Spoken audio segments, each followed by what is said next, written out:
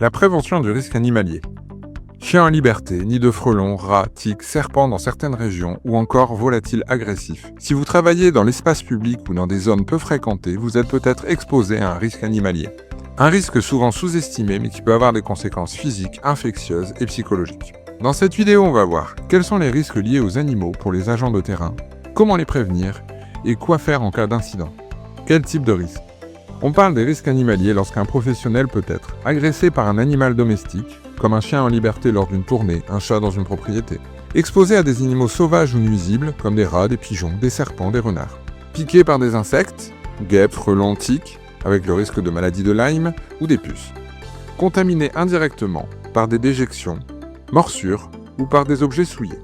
Ces situations peuvent provoquer des morsures, piqûres, des réactions allergiques, des infections, des chutes, des mouvements de panique, du stress, des arrêts de travail ou des troubles anxieux. Prévenir efficacement.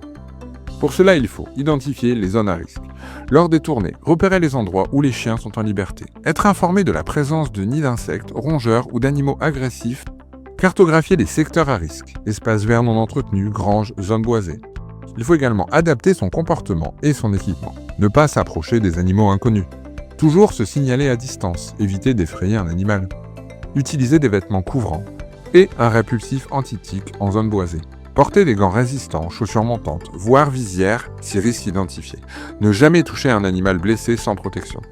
Fournir un kit d'intervention animalier dans les véhicules, gants, trousses, numéros d'urgence, fiches réflexes. Il faut organiser la prévention à l'échelle de l'équipe. Former les agents aux conduites à tenir face à un animal agressif. Mettre à jour le DIRP avec ce risque spécifique. Signaler toute situation à risque pour anticiper les tournées suivantes.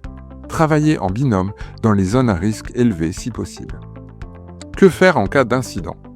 En cas de morsure, piqûre ou contact douteux, il faut laver immédiatement la plaie à l'eau et au savon. Alerter un responsable et consulter un professionnel de santé. Déclarer l'incident comme accident de travail et vérifier le statut vaccinal et donner une surveillance médicale si besoin. Puis, il faut faire un retour d'expérience pour prévenir les autres équipes. Le risque animalier, c'est bien plus qu'une piqûre ou une peur passagère. C'est un risque professionnel à part entière qu'on peut anticiper, prévenir et traiter. Que vous soyez agent d'entretien en espace vert ou intervenant en domicile, restez vigilant, équipez-vous correctement et faites remonter les signaux d'alerte. Et vous, avez-vous déjà été confronté à ce type de situation? Racontez en commentaire, abonnez-vous à la chaîne pour d'autres vidéos prévention et contactez-nous chez ESO Formation si vous souhaitez former vos équipes sur ce thème.